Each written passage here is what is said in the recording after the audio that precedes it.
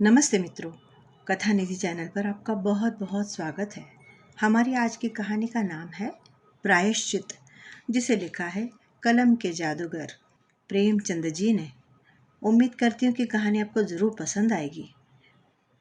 रामेश्वरी बोली, भैया जी, आपकी सलाह न मानूंगी तो किसकी सलाह मानूंगी, और दूसरा है ही कौन। तो आप अपने घर जाने के बदले मेरे घर चलिए। जैसे मेरे बाल बच्चे रहेंगे वैसे ही आपके भी रहेंगे। आपको कोई कष्ट न होगा। विधवा की आंखें सजल हो गई। बोली, मगर भैया जी सोचिए। मदारी लाल ने उनकी बात काट दी। मैं कुछ न सोचूंगा और न कोई बहाना सुनूंगा। क्या दो भाइयों के परिवार एक साथ नहीं रहते? सुबोध को मैं अपना भाई समझता था और हमेशा समझूंगा। मित्रों, प्रेमचंद जी का समय भले ही अलग रहा हो, लेकिन उनकी कहानियां हमेशा ही समाज के आगे एक अच्छा आदर्श स्थापित करती हैं।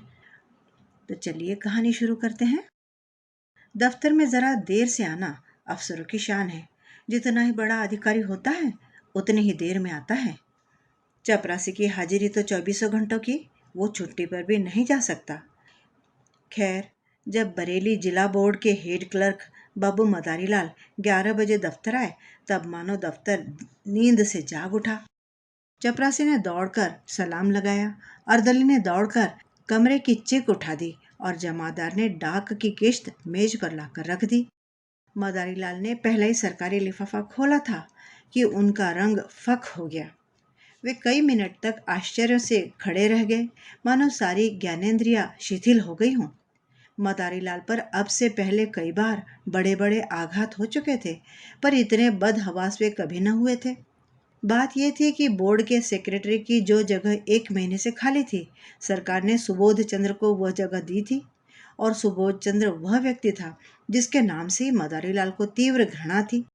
वह सुबोध चंद्र जो मदारीलाल का सहपाठी था, जिसे गिराने की उन्होंने कितनी ही चेष्टा की पर कभी सफल न हुए थे, वही सुबोध आज उनका अफसर होकर आ रहा था। सुबोध की इधर कई सालों से कोई खबर न थी। इतना मालूम था कि वह फौज में भर्ती हो गया था। मदारीलाल ने समझा था वहीं मर गया होगा, पर आज वह मानो जी उठा और सेक्रेटरी बनकर आ रहा था। मदारीलाल को उसकी मातहती में काम करना पड़ेगा, उसके अंडर काम करना पड़ेगा। इस अपमान से तो मर जाना कहीं अच्छा था। सुबोध को स्कूल और कॉलेज की सारी बातें निश्चित ही याद होंगी, मदारीलाल ने सोचा। मदारीलाल ने उसे कॉलेज से निकलवा देने के लिए कई बार मंत्र चलाए, झूठे आरोप लगाए, उसे बदनाम किया। क्या सुबोध सब कुछ भूल गया होगा? नहीं, कभी नहीं। वह आते ही पुरानी कसर निकालेगा। मदारी बाबू को अपनी प्राण रक्षा का कोई उपाय नहीं सोचता था। मदारी और सुबोध के ग्रहों में ही विरोध था। दोनों एक ही दिन एक ही शाला में भर्ती हुए थे और पहले ही दिन से दिल में ईर्ष्या और द्वेष की वो चिंगारी पड़ गई जो आज 20 वर्ष बीतने पर भी बुझी नहीं थी। सुबोध का आखिर क्या अपराध था? यही ना कि वह मदारीलाल से हर बात में बड़ा हुआ था। डील डॉल, रंगरूप, रीति व्यवहार, विद्या बुद्धि, ये सारे मैदान उसके ही हाथ में थे। मदारीलाल ने उसका ये अपराध कभी क्षमा नहीं किया। सुबोध 20 वर्ष तक निरंतर उनके हृदय का कांटा बना रहा। जब सुबोध डिग्री लेकर अपने घर चला गया और मदारी फेल होकर इस दफ्तर में नौकर हो गए, तब कहीं जाकर उनका चित्त शांत हुआ। किंतु जब यह मालूम हुआ कि सुबोध बसरे जा रहा है, जब तो मदारीलाल का चेहरा बहुत खिल उठा। उनके दिल से वह पुरानी फांस निकल गई। पर हे भगवान, आज वह पुराना नासुर शतगुना होकर टीस और जलन के साथ खुल गया। आज उनकी किस्मत सुबोध के हाथ में थी। ईश्वर इतना अन्यायी है, इतना कठोर। जब जरा चित्त शांत हुआ, तब मदारी ने दफ्तर के क्लर्कों को सरकारी हुक्म सुनाते हुए कहा, अब आप लोग जरा हाथ पांव संभाल कर रहिएगा। सुबोध चंद्र वे आदमी नहीं है जो भूलों को क्षमा कर दे। क्या बहुत सख्त है? एक क्लर्क ने पूछा। मदारीलाल ने मुस्कुराते हुए कहा, वो आप लोगों को 2-4 दिन ही में मालूम हो जाएगा। मैं अपने मुंह से किसी की क्यों शिकायत करूं? बस मैंने चेतावनी दे दी कि जरा हाथ पांव संभाल कर रहिएगा। आदमी योग्य है, पर बड़ा ही क्रोधी और बड़ा ही दम्भी है। गुस्सा तो उसकी नाक पर रहता है। खुद हजारों हजम कर जाएगा और डकार तक नहीं लेगा, पर क्या मजाल कि कोई मातहत एक कौड़ी भी हजम कर जाए। ऐसे आदमी से ईश्वरी बचाए। मैं तो सोच रहा हूँ कि छुट्टी लेकर घर ही चला जाऊँ। दोनों वक्त घर पर हाजिरी बजानी होगी उनके। आप लोग आज से सरकार के नौकर नहीं, सेक्रेटरी साहब के नौकर हो गए, ऐसा समझो। कोई उनके लड़के को पढ़ाएगा, कोई बाजार से सौदा सुलफ लाएगा और कोई उन्हें अखबार पढ़कर सुनाएगा। और चपरासियों के तो शायद दफ्तर में अब दर्शन भी न हो पाएंगे। इस प्रकार सारे दफ्तर को सुबोध चंद्र की तरफ से भड़काकर मदारी लाल ने अपना कलेजा ठंडा किया। इसके एक सप्ताह बाद ही सुबोध चंद्र गाड़ी से उतरे।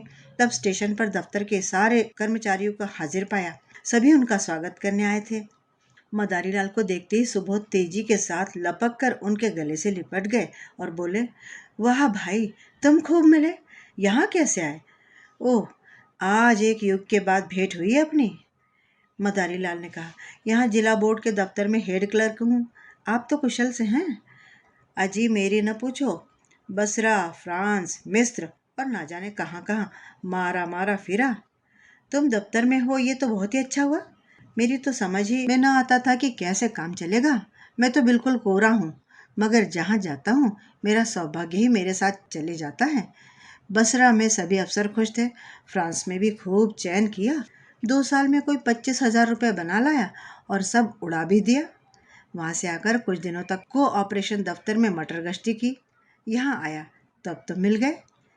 फिर क्लर्कों की ओर देखकर पूछने लगा, ये लोग कौन है? मदारी लाल के हृदय में बर्छियां सी चल रही थी सुबोध की बातें सुनकर। दुष्ट, 25,000 रुपये बसरा से कमा लाया। यहाँ कलम घिसते घिसते हम मर गए और 500 भी न जमा कर सके। लेकिन प्रकट रूप से बोला, कर्मचारी हैं, सलाम करने आए हैं। सुबोध ने उन सब लोगों से हाथ मिलाया। आप लोगों ने व्यर्थ ही ये कष्ट किया। मैं बहुत आभारी हूँ। मुझे आशा है कि आप सब सज्जनों को मुझसे कोई शिकायत ना होगी। मुझे अपना अफसर नहीं, अपना भाई समझिए। आप सब लोग मिलकर इस तरह काम कीजिए कि बोर्ड की नेकनामी हो और मैं भी ठीक रहूं। आपके हेड क्लर्क साहब तो मेरे लंगोटिया यार हैं। एक वाक चतुर क्लर्क बोला, हम सब हुजूर के ताबेदार हैं, यथाशक्ति आपको असंतुष्ट ना करेंगे, लेकिन आदमी ही हैं। अगर कोई भूल हो भी जाए तो हुजूर से क्षमा करेंगे। सुबोध ने नम्रता से कहा, हाँ जी, यही मेरा सिद्धांत है और हमेशा से यही सिद्धांत रहा है। जहाँ रहा मातहतों से मित्रों का सही बर्ताव किया है। हम और आप दोनों ही किसी तीसरे के गुलाम हैं। फिर रौब कैसा और अफसरी कैसी एक दूसरे पर? हाँ, हमें नेक नियति के साथ अपना कर्तव्य पालन करना होगा। जब सुबोध से विदा होकर कर्मचारी लोग चले तब आपस में बातें होने लगी। आदमी तो अच्छा मालूम होता है। हेड क्लर्क के कहने से तो ऐसा मालूम होता था कि सबको कच्चा ही चबा जाएगा। पहले सभी ऐसे ही बातें करते हैं जी। हाँ, ये तो दिखाने के दांत हैं। सुबोध का आए 1 महीना हो गया। बोर्ड के क्लर्क, अर्दली, चपरासी सभी उसके व्यवहार से खुश थे। वह इतना प्रसन्न चित्त है और इतना नम्र कि जो उससे एक बार मिला है सदैव के लिए उसका मित्र हो जाता है। कठोर शब्द तो उसकी जबान पर आता ही नहीं। सुबोध इनकार को भी अप्रिय नहीं होने देता, लेकिन द्वेष की आंखों में गुण और भी लेकिन जिसकी आंखों में द्वेष हो उसकी आंखों में तो गुण भयंकर हो जाते हैं। सुबोध के ये सारे सद्गुण मदारी लाल की आंखों में खटकते रहते। उसके विरुद्ध कोई न कोई गुप्त षड्यंत्र रचा करता। मदारी लाल ने पहले कर्मचारियों को भड़काना चाहा, लेकिन सफल नहीं हुए। बोर्ड के मेंबरों को भड़काना चाहा तो मुंह की खाई। ठेकेदारों को उभाड़ने का बीड़ा उठाया, लेकिन वहां भी लज्जित होना पड़ा। मदारी लाल चाहते थे कि भूसे में आग लगाकर दूर से तमाशा देखा जाए। सुबोध से यूं हंसकर मिलते, यूं चिकनी चुपड़ी बातें करते, मानो उसके सच्चे मित्र और हितैषी हैं, पर हमेशा घात में लगे रहते। सुबोध में सारे ही गुण थे, पर आदमी पहचानना न जानते थे। वे मदारी लाल को अब भी अपना सच्चा दोस्त समझते थे। एक दिन मदारी लाल सेक्रेटरी साहब के कमरे में गए, तब कुर्सी खाली देखी। वे किसी काम से बाहर चले गए थे। उनकी मेज पर 5,000 के नोट पुलिंदों में बंद कर रखे हुए थे। बोर्ड के मदरसों के लिए कुछ लकड़ी के सामान बनवाए गए थे, उसी के दाम थे। ठेकेदार वसूली के लिए बुलवाया गया था। आज ही सेक्रेटरी साहब ने चेक भेजकर खजाने से रुपये मंगवाए थे। मदारी लाल ने बरामदे में से बाहर झांक कर देखा। सुबोध का कहीं पता नहीं था। उनकी नीयत तुरंत ही बदल गई। मदारी लाल की ईर्ष्या में लोभ का सम्मिश्रण हो गया। कांपते हुए हाथों से पुलिंदे उठाए और पतलून की दोनों जेबों में भरकर तुरंत ही कमरे से बाहर निकल आए। फिर चपरासी को बुलाकर बोले, देखना जरा, बाबूजी भीतर हैं। चपरासी खुद ही ठेकेदार से कुछ वसूल करने की खुशी में फूला हुआ था। सामने वाले तंबोली की दुकान से आकर बोला, जी नहीं, कचहरी में किसी से बातें कर रहे हैं, अभी अभी तो यहाँ से गए हैं। मदारीलाल दफ्तर में आकर एक क्लर्क से बोला, ये फाइल ले जाकर सेक्रेटरी साहब को दिखाओ। क्लर्क फाइल लेकर चला गया। जरा देर में लौटकर बोला, सेक्रेटरी साहब तो कमरे में नहीं थे, सो फाइल मेज पर रखाया हूँ। मदारीलाल ने मुंह सिकोड़कर कहा, कमरा छोड़कर कहाँ चले जाया करते हैं, किसी दिन बड़ा धोखा न उठाए। क्लर्क बोला, उनके कमरे में दफ्तर वालों के सिवा और जाता ही कौन है जो कोई किसी तरह का धोखा खाएंगे। मदारीलाल ने तीव्र स्वर में कहा, तो क्या दफ्तर वाले सबके सब देवता हैं? कब किसकी नीयत बदल जाए कोई कह सकता है? मैंने छोटी छोटी रकमों पर अच्छे अच्छों की नीयतें बदलते देखी है। इस वक्त हम सभी शाह हैं, लेकिन अवसर पाकर शायद ही कोई चूके। मनुष्य की तो यही प्रकृति है। आप जाकर उनके कमरे के दोनों दरवाजे बंद कर दीजिए। क्लर्क ने टालना चाहा, चपरासी तो दरवाजे पर बैठा हुआ है। मदारीलाल ने झुंझलाते हुए कहा, आपसे मैं जो कहता हूँ वो कीजिए। कहने लगे, चपरासी बैठा हुआ है। अरे चपरासी कोई ऋषि मुनि है? वही कुछ उड़ा दे तो आप उसका क्या कर लेंगे? जमानत भी है तो 300 की, यहाँ एक एक कागज लाखों का है। ये कहकर मदारीलाल खुद ही उठे, सुबोध के दफ्तर के द्वार दोनों तरफ से बंद कर लिए। जब मदारीलाल का चित्त शांत हुआ, तब नोटों के पुलिंदे जेब से निकालकर एक अलमारी में कागजों के नीचे अच्छी तरह से छिपा कर रख दिए। फिर आकर अपने काम में व्यस्त हो गए। सुबोध चंद्र कोई घंटे भर में लौटे, तब उनके कमरे का द्वार बंद था। दफ्तर में आकर मुस्कुराते हुए बोले, अरे मेरा कमरा किसने बंद कर दिया है भाई? क्या मेरी बेदखली हो गई है? मदारीलाल ने खड़े होकर मृदु तिरस्कार दिखाते हुए कहा, साहब गुस्ताखी माफ हो। आप जब कभी बाहर जाए, चाहे 1 ही मिनट के लिए क्यों न हो, तब दरवाज़ा बंद कर दिया करें। आपकी मेज पर रुपए पैसे और सरकारी कागज पत्र बिखरे पड़े रहते, न जाने किस वक्त किसकी नीयत बदल जाए। मैंने अभी सुना कि आप कहीं बाहर गए हैं, इसलिए दरवाज़ा बंद कर दिया। सुबोध चंद्र द्वार खोलकर अपने कमरे में गए और सिगार पीने लगे। मेज पर नोट रखे हुए हैं, इसकी खबर ही न थी। सहसा ही ठेकेदार ने आकर सलाम किया तो सुबोध कुर्सी से उठ बैठे और बोले, तुमने बहुत देर कर दी, तुम्हारा ही इंतजार कर रहा था। 10 ही बजे रुपए मंगवा लिए थे। रसीद लिखवा लाए हो ना? हुजूर, रसीद लिखवा लाया हूँ। सुबोध चंद्र ने कहा, तो अपने रुपए ले आओ। तुम्हारे काम से मैं बहुत खुश नहीं हूँ। लकड़ी तुमने अच्छी नहीं लगाई और काम में सफाई भी नहीं है। अगर ऐसा काम फिर से करोगे तो ठेकेदारों के रजिस्टर से तुम्हारा नाम हमेशा के लिए निकाल दिया जाएगा। सुबोध ने मेज पर यह कहते हुए निगाह डाली। वहां नोटों के पुलिंदे तो न थे। सोचा शायद किसी फाइल के नीचे दब गए हों। कुर्सी के समीप के सब कागज उलट पुलट डाले, मगर नोटों का कहीं पता नहीं। नोट कहाँ गए? अभी तो यहीं रख दिए थे, जा कहाँ सकते हैं? सुबोध बार बार फिर फाइलों को उलटने पलटने लगे। दिल में जरा जरा धड़कन भी होने लगी। सारी मेज के कागज छान डाले, पुलिंदों का पता नहीं। तब वे कुर्सी पर बैठकर इस आधे घंटे में होने वाली घटनाओं की मन में पुनरावृत्ति करने लगे। चपरासी ने नोटों के पुलिंदे लाकर मुझे दिए, मुझे खूब याद है।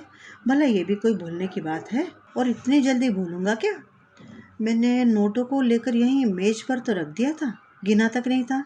उसी समय वकील साहब आ गए थे। पुराने मुलाकाती हैं, उनसे बात करते हुए जरा उस पेड़ तक ही तो चला गया था। बस उन्होंने पान मंगवाए, इतनी ही तो देर हुई है। जब गया तब पुलिंदे रखे हुए थे, खूब अच्छी तरह से याद है मुझे। तब ये नोट कहाँ गायब हो गए? मैंने किसी संदूक, दराज या अलमारी में रखे ही नहीं। फिर गए तो गए कहाँ? शायद दफ्तर में किसी ने सावधानी के लिए उठा कर रख दिया हो। हाँ, यही बात है, मैं बेकार में ही इतना घबरा गया। छे। तुरंत दफ्तर में आकर मदारीलाल से बोले, आपने मेरी मेज पर से नोट तो उठाकर कहीं रख नहीं दिए? मदारीलाल ने भौचक्के होते हुए कहा, क्या आपकी मेज पर नोट रखे हुए थे?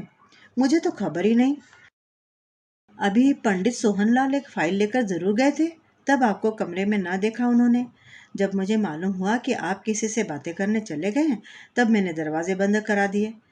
क्या आपको कुछ नोट मिल नहीं रहे हैं? सुबोध आश्चर्य से आंखें फैलाकर बोले, अरे साहब, पूरे 5,000 के नोट है, अभी अभी चेक बुनाया है। मदारी लाल ने सिर ठोकते हुए कहा, 5,000?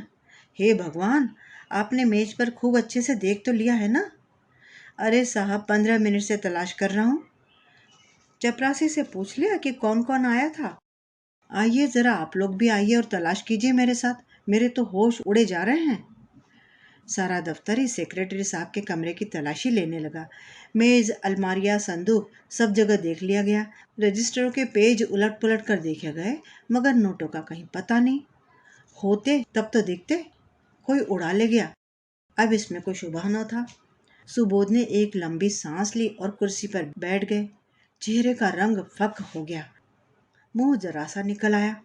इस समय कोई उन्हें देखता तो समझता कि जैसे महीनों से बीमार है। मदारी लाल ने सहानुभूति दिखाई, गजब हो गया और क्या, आज तक कभी ऐसा अंधेर न हुआ था।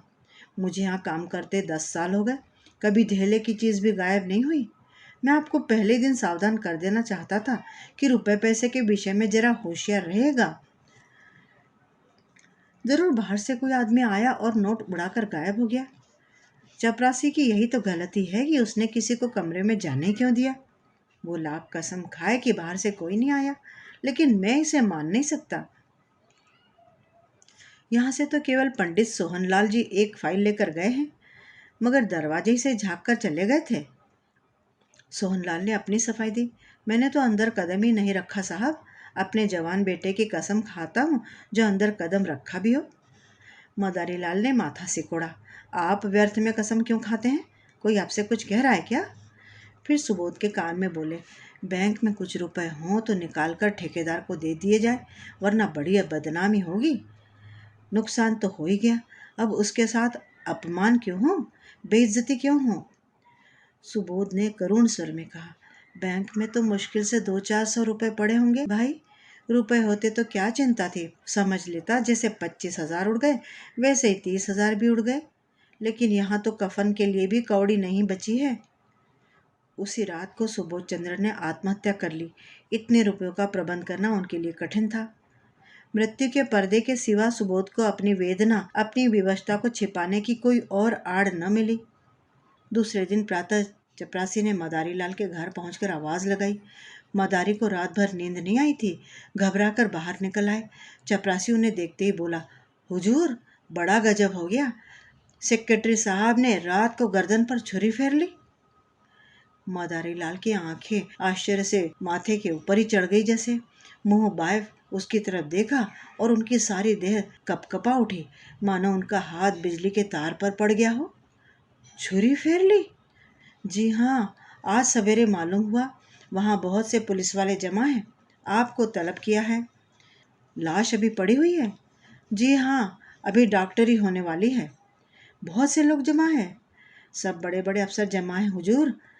लाश की ओर तो ताकते नहीं बनता। कैसा भला मानुष, हीरा आदमी था। सब लोग रो रहे हैं। छोटे छोटे 2 बच्चे हैं, एक सयानी लड़की है, ब्याहने लायक। बहू जी को लोग कितना रोक रहे हैं, पर बार बार दौड़कर लाश के पास आ जाती है। कोई ऐसा नहीं है जो रुमाल से आंखें ना पोंछ रहा हो साहब। अभी इतने ही दिन हुए, पर सबसे कितना मेलजोल हो गया था। रुपए की तो कभी परवाह नहीं थी। बड़े दरियादिल आदमी थे। मदारी लाल के सिर में चक्कर आने लगा। अगर वे द्वार की चौखट पकड़कर अपने को संभाल न लेते तो शायद गिर ही पड़ते। पूछा, बहू जी बहुत रो रही थी? कुछ न पूछिए हुजूर, पेड़ की पत्तियां झड़ी जाती हैं, जैसे आंख फूलकर गूलर हो गई हैं। कितने लड़के बताए तुमने? हुजूर, 2 लड़के हैं और एक लड़की। नोटों के बारे में भी बातचीत हो रही होगी? जी हाँ, सब लोग यही कह रहे हैं कि दफ्तर के ही किसी आदमी का काम है। दरोगा जी तो सोहनलाल को गिरफ्तार करना चाहते थे, पर सब पर शायद आपसे सलाह लेकर ही करेंगे। सेक्रेटरी साहब तो लिख गए हैं कि मेरा किसी भी कर्मचारी पर कोई शक नहीं है। क्या सेक्रेटरी साहब कोई खत छोड़कर गए हैं? हाँ, मालूम होता है छुरी चलाते वक्त याद आई कि संदेह में दफ्तर के सब लोग पकड़ लिए जाएंगे। बस कलेक्टर साहब के नाम उन्होंने एक चिट्ठी लिख कर रख दी है।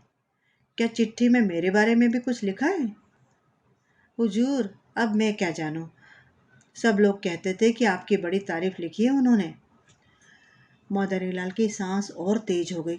आंखों में आंसू की दो बड़ी बड़ी बूंदें भर आई। आंखें पोंछते हुए बोले, वे और मैं एक साथ के पड़े थे नंदू। 8-10 साल साथ रहा। साथ उठते बैठते, साथ खाते, साथ खेलते। बस इसी तरह रहते थे जैसे दो सगे भाई रहते हों। खत में मेरी क्या तारीफ लिखी है? खैर, तुम्हें कैसे मालूम होगी ये बात? आप तो चल ही रहे हैं, देख लीजिएगा। कफन का इंतजाम हो गया है? नहीं हुजूर, कहा ना कि अभी लाश की डॉक्टरी होगी। अब जल्दी चलिए ना, ऐसा ना हो कि कोई दूसरा आदमी और बुलाने आ जाए। क्या हमारे दफ्तर के सब लोग आ गए? जी हाँ, इस मोहल्ले वाले के भी सभी लोग हैं। मदारीलाल जब सुबोध चंद्र के घर पहुंचे तब उन्हें ऐसा लगा कि सब लोग उनकी तरफ संदेह भरी आंखों से देख रहे हैं। पुलिस इंस्पेक्टर ने तुरंत उन्हें बुलाया। आप भी अपना बयान लिखा दीजिए। और सबके बयान तो लिख चुका हूँ। मदारीलाल ने ऐसी सावधानी से अपना बयान लिखाया कि पुलिस के अफसर भी दंग रह गए। उन्हें मदारीलाल पर शक तो होता था, पर इस बयान से उनका शक दूर हो गया। इसी वक्त सुबोध के दोनों बच्चे रोते हुए मदारीलाल के पास आए और बोले, चलिए, आपको अम्मा बुला रही हैं। वे दोनों मदारीलाल से परिचित थे। मदारीलाल यहाँ तो रोज ही आते थे, पर घर के अंदर कभी गए नहीं थे। सुबोध की स्त्री उनसे पर्दा करती थी। यह बुलावा सुनकर उनका दिल धड़क उठा। कहीं इसका मुझ पर शुबहा तो नहीं है, शक तो नहीं है? कहीं सुबोध ने मेरे विषय में कोई संदेहजनक बात न की हो? मदारीलाल कुछ झिझकते और कुछ डरते हुए भीतर गए। तब विधवा का करुण विलाप सुनकर उनका कलेजा कांप उठा। इन्हें देखते ही उस अबला के आंसू का कोई दूसरा झरना जैसे खुल गया और लड़की तो दौड़कर उनके पैरों से लिपट गई। दोनों लड़कों ने भी उन्हें घेर लिया।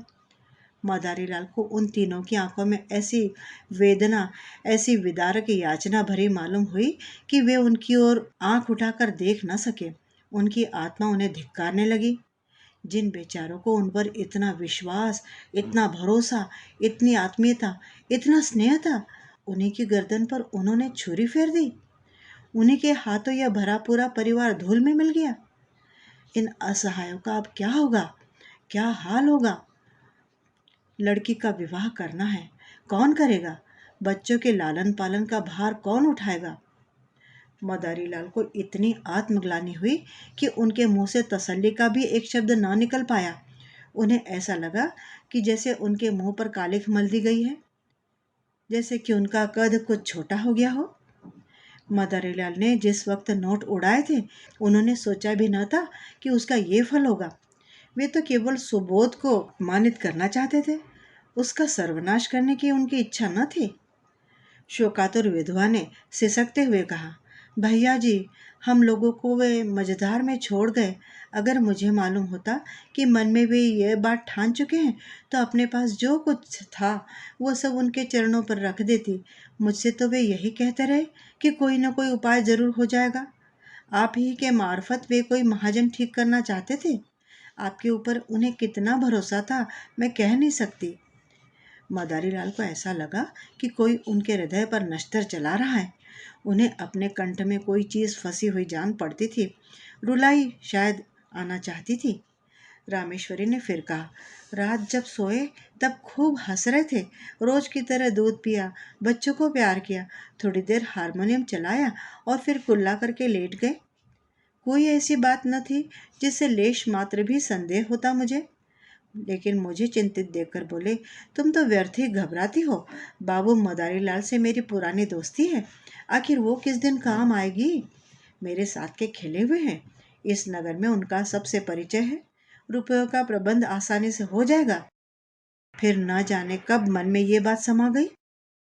मैं नसीबो जली ऐसी सोई कि रात को कुछ मुझे खबर ही नहीं। क्या जानती थी कि वे यूं अपनी जान पर खेल जाएंगे। मदारीलाल को सारा विश्व आंखों में तैरता हुआ लगा। उन्होंने बहुत जब्त किया, मगर आंसू के प्रभाव को न रोक सके। रामेश्वरी ने आंखें पोंछकर फिर कहा, भैया जी, जो कुछ होना था वो तो हो चुका, लेकिन आप उस दुष्ट का पता जरूर लगाइए जिसने हमारा सर्वनाश कर दिया है। ये तो किसी दफ्तर के ही आदमी का काम है। वे तो देवता थे, मुझसे यही कहते रहे कि मेरा किसी पर संदेह नहीं है। पर है यह किसी दफ्तर वाले का ही काम। आपसे केवल इतनी विनती करती हूँ कि उस पापी को बचकर न जाने दीजिएगा। पुलिस वाले शायद कुछ रिश्वत देकर उसे छोड़ दे। आपको देखकर उनका यह हौसला न होगा। अब हमारे सिर पर आपके सिवा कौन है? किससे अपना दुख कहें? लाश की यह दुर्गति होना भी लिखी थी उनकी। मदारी लाल के मन में एक बार ऐसा उबाल उठा कि सब कुछ कह दे, साफ साफ कह दे कि मैं ही वह दुष्ट, वह अधम, वह पामर हूँ। विधवा के पैरों पर गिर पड़े और कहें कि वही छुरी इस हत्यारे की गर्दन पर फेर दो, पर जबान न खुली। इसी दशा में बैठे बैठे उनके सिर में ऐसा चक्कर आया कि वे जमीन पर गिर पड़े। तीसरे पहर लाश की परीक्षा समाप्त हुई। अर्थी जलाशय की ओर चली। सारा दफ्तर, सैकड़ों आदमी शव यात्रा में शामिल हुए। दाह संस्कार लड़कों को करना चाहिए था, पर लड़के नाबालिग थे, इसलिए विधवा चलने को तैयार हो रही थी कि मदारी लाल ने जाकर कहा, बहू जी, ये संस्कार मुझे करने दो। तुम क्रिया पर बैठ जाओगी तो बच्चों को कौन संभालेगा? सुबोध मेरे भाई थे, जिंदगी में उनके साथ कुछ अच्छा तो ना कर सका। अब जिंदगी के बाद मुझे दोस्ती का कुछ हक अदा कर लेने दो। आखिर मेरा भी तो उन पर कुछ हक था। रामेश्वरी ने रोते हुए कहा, आपको भगवान ने बड़ा उदार हृदय दिया है भैया जी, नहीं तो मरने के बाद कौन किसको पूछता है। दफ्तर के और लोग जो आधी आधी रात तक हाथ बांधे खड़े रहते थे, झूठे मुंह भी पूछने न आए कि मुझे थोड़ा ढाढ़स बंध जाता। दाह संस्कार मदारी लाल ने ही किया। 13 दिन तक क्रिया पर भी बैठे। 13वें दिन पिंडदान हुआ। ब्राह्मणों ने भोजन किया, भिखारियों को अन्नदान भी किया गया, मित्रों की दावत हुई, और यह सब कुछ मदारी लाल ने अपने निजी खर्च से किया। रामेश्वरी ने बहुत कहा कि आपने जितना किया उतना ही बहुत है। अब मैं आपको और परेशान नहीं करूंगी। दोस्ती का हक इससे ज्यादा और कोई नहीं अदा कर सकता। मगर मदारी लाल ने एक ना सुनी। सारे शहर में उनके यश की धूम मच गई। मित्र हो तो ऐसा हो। 16वें दिन विधवा ने मदारी लाल से कहा, भैया जी, आपने हमारे साथ जो उपकार और अनुग्रह किए हैं, उनसे हम मरते दम तक ऊऋण नहीं हो सकते। आपने हमारी पीठ पर हाथ न रखा होता तो ना जाने हमारी क्या दुर्गति होती। अब हमें घर जाने दीजिए। वहाँ गांव में खर्चा भी कम होगा और कुछ खेती बाड़ी का सिलसिला भी कर लूंगी। किसी न किसी तरह विपत्ति के दिन कट ही जाएंगे। आप इसी तरह हमारे ऊपर दया रखिएगा। मदारी लाल ने पूछा, घर पर कितनी जायदाद है? भैया जी, जायदाद तो क्या है, बस एक कच्चा मकान है और 10-12 बीघे की काश्तकारी है। पक्का मकान बनवाना शुरू किया था, मगर रुपए पूरे ना पड़े, अभी अधूरा पड़ा हुआ है। 10-12 हजार खर्च हो गए और अभी छत भी नहीं पड़ पाई। क्या कुछ रुपए बैंक में जमा है या बस खेती का ही सहारा है? रामेश्वरी बोली, जमा तो एक पाई भी नहीं है भैया जी, उनके हाथ में रुपए रहने ही नहीं पाते थे। बस वही खेती का ही सहारा है। तो इन खेतों में इतनी पैदावार हो जाएगी कि लगान भी आधा हो जाए और तुम लोगों की गुजर बसर भी हो जाएगी। भैया जी, और कर ही क्या सकते हैं, किसी न किसी तरह जिंदगी तो काटनी ही है। बच्चे ना होते तो मैं खुद भी जहर खा लेती। अभी आपको बेटी का विवाह भी तो करना है बहू जी। उसके विवाह की अब कोई चिंता नहीं। किसानों में ऐसे बहुत से मिल जाएंगे जो बिना कुछ लिए दिए विवाह कर लेंगे भैया जी। मदारी लाल ने एक क्षण सोचा, अगर मैं कुछ सलाह दूं तो उसे मानेंगी आप बहू जी? भैया जी, अगर आपकी सलाह ना मानूंगी तो किसकी सलाह मानूंगी? और दूसरा है ही कौन हमारा? तो आप अपने घर जाने के बदले मेरे घर चलिए। जैसे मेरे बाल बच्चे रहेंगे वैसे ही आपके भी रहेंगे। आपको कोई कष्ट न होगा। ईश्वर ने चाहा तो कन्या का विवाह भी किसी अच्छे कुल में हो जाएगा। विधवा की आंखें सजल हो गई। सब कुछ चाहते हुए बोली, मगर भैया जी सोचिए। मदरीलाल ने उसकी बात काट दी। मैं कुछ न सोचूंगा और न ही कोई बहाना सुनूंगा। क्या दो भाइयों के परिवार एक साथ नहीं रहते? सुबोध को मैं अपना भाई समझता था और हमेशा समझूंगा। विधवा का कोई बहाना नहीं सुना गया। मदारीलाल सबको अपने साथ ले गए और आज 10 साल से उनका पालन पोषण कर रहे हैं। सुबोध के दोनों बच्चे कॉलेज में पढ़ते हैं और कन्या का एक प्रतिष्ठित कुल में विवाह हो गया। मदारीलाल और उनकी स्त्री तन मन से रामेश्वरी की सेवा करते हैं और उनके इशारों पर ही चलते हैं, उनके कहे पर ही चलते हैं। मदारी लाल सेवा से अपने पाप का प्रायश्चित कर रहे हैं। मदारी लाल का प्रायश्चित देखकर तो शायद आपको भी बहुत अच्छा लगा होगा। आज के ज़माने में भी ऐसे लोग हैं जो इतने भले और इतने बड़े दिल वाले हैं। कहानी के बारे में आप अपनी राय ज़रूर लिखिएगा। मित्रों, अभी आप सुन रहे थे कहानी प्रायश्चित। कहानी के बारे में अपनी राय ज़रूर लिखिएगा। चैनल पे नए हैं तो चैनल को सब्सक्राइब भी ज़रूर कर लीजिएगा। कहानी सुनने के लिए बहुत बहुत धन्यवाद।